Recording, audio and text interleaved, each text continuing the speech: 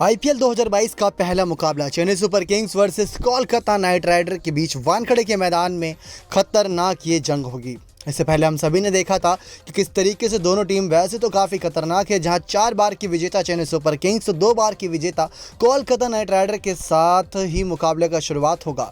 Tata IPL 2022 का ये पहला मुकाबला होगा जहां रोमांचक ये जंग है। लेकिन उससे पहले आपको लेकर चलते हैं आईपीएल 2021 की तरफ, जहां फेज 2 में केकेआर वर्सेस सीएसके के बीच खेला गया था मैच नंबर 38। नेल बाइटिंग वो मुकाबला था। आखिरी 2 ओवरों में 25 रन की आवश्यकता थी। जडेजा के तूफान के आगे कोलकाता की टीम नहीं टिक पाई थी। प्रसिद्ध कृष्णा के ओवर में जो चौके छक्कों की बरसात करी थी रविंद्र जडेजा ने, वो कोई नहीं भूला। पिछले सीजन इन दोनों टीमों के बीच 3 मुकाबले खेले गए थे और तीनों ही मुकाबले चेन्नई सुपर किंग्स की टीम ने जीत दर्ज करी थी। लेकिन वो तीनों मुकाबले नेल बाइटिंग यानी कि नाखून चबाने वाले मुकाबले थे। जिस तरीके से मुकाबले अंत के ओवरों में रिजल्ट आया वो देखकर हर कोई दंग था। तो इस बार टाटा आईपीएल 2022 का जो पहला मुकाबला है वो कोलकाता और चेन्नई के बीच है। टीम बदल चुकी है। केकेआर की श्रेयस अय्यर कप्तान बन चुके हैं। पिछले मुकाबले में तो इयान मॉर्गन के हाथ में कप्तानी थी और फेज 2 में वेंकटेश अय्यर टीम के साथ जुड़े थे। नए ये खिलाड़ी था, नया जोश, नया जज्बा था। और इस बार तो ना ही राहुल त्रिपाठी हैं और ना ही इनके पास कोई और अच्छा बल्लेबाज जो ओपनिंग करे शुभमन गिल की तरह। तो वेंकटेश अय्यर कौन साथ देगा, ये अपने आप में काफ़ी सवाल खड़े हैं। लेकिन उससे पहले एक रोमांचक मुकाबले की तरफ नजर डाल लें, मैच नंबर 38 की तरफ। क्या उस मुकाबले का रिजल्ट रहा था, कैसे कोलकाता नाइट राइडर की टीम 2 विकेट से हार गई थी। आखिरी की गेंद तक गया था मुकाबला। 4 रन से करीब डिफेंड कर ही रहे थे सुनील नारायण, लेकिन आखिरी गेंद पर एक सिंगल लेकर दीपक चहर ने चेन्नई सुपर किंग्स को विजेता बनाया था। उससे पहले अगर आप चैनल पर नए हैं, सब्सक्राइब नहीं किए, तो सबसे पहले चैनल सब्सक्राइब कर दीजिए ताकि आप ऐसे ही लेटेस्ट अपडेट पा सकें। तो Chennai Super Kings versus Kolkata Knight Rider के बीच 26 मार्च को तो आप पहली जंग देखेंगे ही देखेंगे। लेकिन ये मैच नंबर जो 38 था दोस्तों, ये खेला गया था Sheikh Zayed Stadium Abu Dhabi के मैदान पर। यूएई का ये शानदार मैदान था। इस मुकाबले में चेन्नई सुपर किंग्स के कप्तान महेंद्र सिंह धोनी, सामने कोलकाता नाइट राइडर के कप्तान थे दोस्तों इयान मॉर्गन। जब टॉस उछाला गया तो टॉस गिरा केकेआर के पक्ष में। उन्होंने पहले बल्लेबाजी करने का यहाँ पर कहीं ना कहीं निर्णय बनाया और पहले बल्लेबाजी करते हुए अच्छा खासा स्कोर भी बनाया था मैदान को देखते हुए। और प्लेइंग 11 जो थी पिछले साल 2021 में चेन्नई सुपर किंग्स की, वो थी ऋतुराज गायकवाड़, उनके साथ थे Faf du Plessis, Moeen Ali, Ambati Rayudu, Suresh Raina, Mahendra Singh Dhoni, Ravindra Jadeja, Sam Curran, Shardul Thakur, Deepak Chahar और जोस हेजलवुड। इस बार अगर नजर डालें तो ना ही इनके पास शार्दुल है, ना ही सैम करन है, ना ही जोस हेजलवुड है, ना ही सुरेश रैना है, ना ही फैफ डु प्लेसिस हैं। बाकी खिलाड़ी हैं इनके पास। लेकिन कोलकाता की बात करें तो कोलकाता की प्लेइंग 11 थी Shubman Gill, Venkatesh Iyer, Rahul Tripathi, Eoin Morgan, Nitish Rana, Dinesh Karthik, Andre Russell, Sunil Narine, Lockie Ferguson, Varun Chakravarthy और प्रसिद्ध कृष्णा। इनकी बात करें तो लोकी फर्ग्यूसन, प्रसिद्ध कृष्णा, साथ ही साथ दिनेश कार्तिक, राहुल त्रिपाठी जैसे खिलाड़ी और शुभमन गिल जैसे खिलाड़ी को उन्होंने रिलीज कर दिया है। क्या बड़ी गलती करी है या नहीं, अपनी राय कमेंट सेक्शन में जरूर रखेगा। अब मुकाबला शुरू हुआ कोलकाता की पहले बल्लेबाजी के साथ। कोलकाता की तरफ से बल्लेबाजी करते हुए शुभमन गिल 5 गेंदों में 9 रन बनाकर जल्दी रन आउट हो गए थे। रायडू की गेंद बेहतरीन थ्रो पर सिर्फ 9 रन बनाकर आउट हुए। वेंकटेश अय्यर ने इस मुकाबले में 15 गेंदों में 18 रन की पारी 3 चौके की बदौलत खेली थी। शार्दुल ठाकुर ने इनका विकेट चटकाया था, कैच पकड़ी थी महेंद्र सिंह धोनी ने। वहीं राहुल त्रिपाठी इनके लिए बहुत अहम कड़ी बन चुके थे मुकाबले के लिए।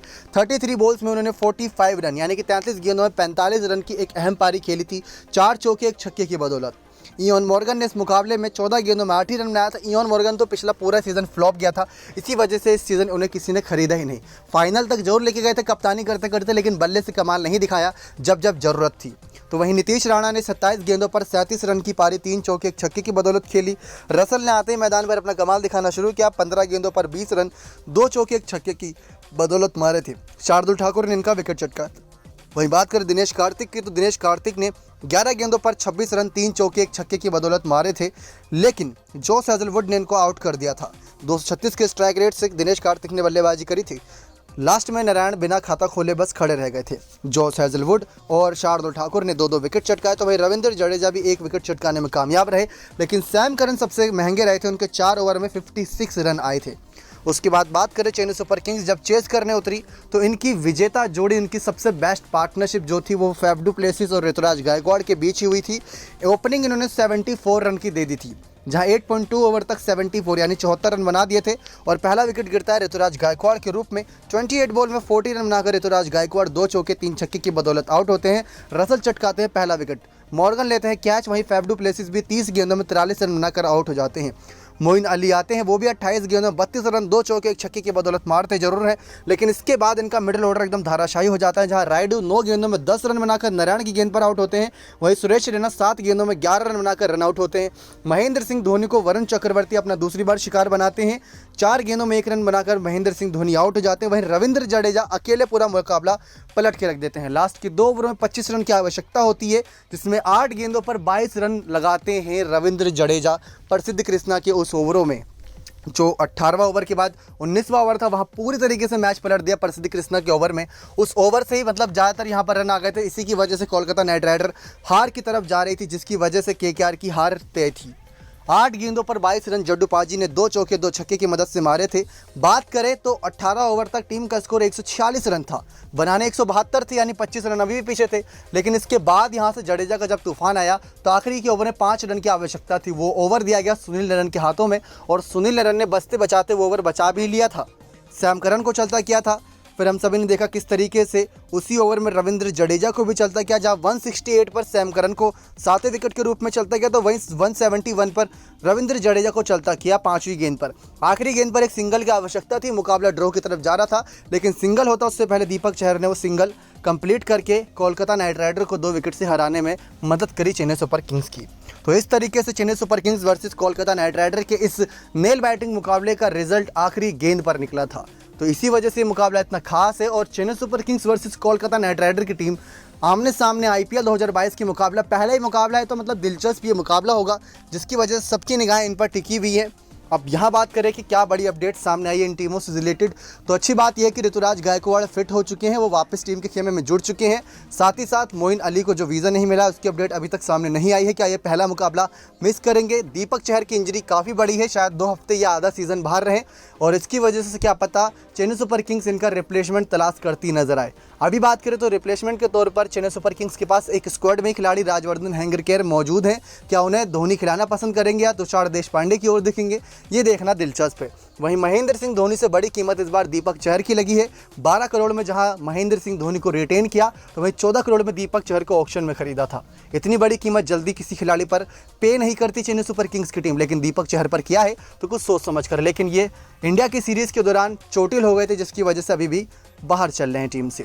वहीं दूसरी तरफ कोलकाता की बात करें तो श्रेयस अय्यर नए कप्तान बने हैं 12 करोड़ 25 लाख की कीमत पर। तो वहीं दूसरी तरफ इनकी टीम में काफ़ी खिलाड़ी वापस आए, जैसे Pat Cummins, Nitish Rana, Shivam Mavi, Andre Russell, Sunil Narine, Varun Chakravarthy, और वेंकटेश अय्यर तो उनकी टीम का हिस्सा है ही। तो मतलब दोनों ही टीम काफ़ी सारे पुराने खिलाड़ियों के साथ वापसी कर रही है। तो क्या लगता है दोस्तों, पहला ही मुकाबला कौन सी टीम जीतेगी? अपनी राय जरूर दीजिएगा कमेंट सेक्शन में। अगर आपकी राय यस या नो में है तो आप फिर भी वही बता सकते हो, बाकी अपनी स्क्वाड, अपने प्लेइंग 11 की भी जानकारी हमें दे सकते हो। उम्मीद करते हैं ये मैच नंबर 38 जो आईपीएल 2021 का था आपको पसंद आया होगा। इससे एक बात ये निकलकर सामने आती है कि अंतिम क्षणों में रविंद्र जडेजा कितना काम करते हैं चेन्नई सुपर किंग्स की टीम के लिए। इसी वजह से चेन्नई सुपर किंग्स ने इन्हें सबसे महंगा 16 करोड़ रुपये में रिटेन किया, तो ये कीमत कहीं ना कहीं वर्थ इट साबित होगी। नेक्स्ट 9 स्पोर्ट्स की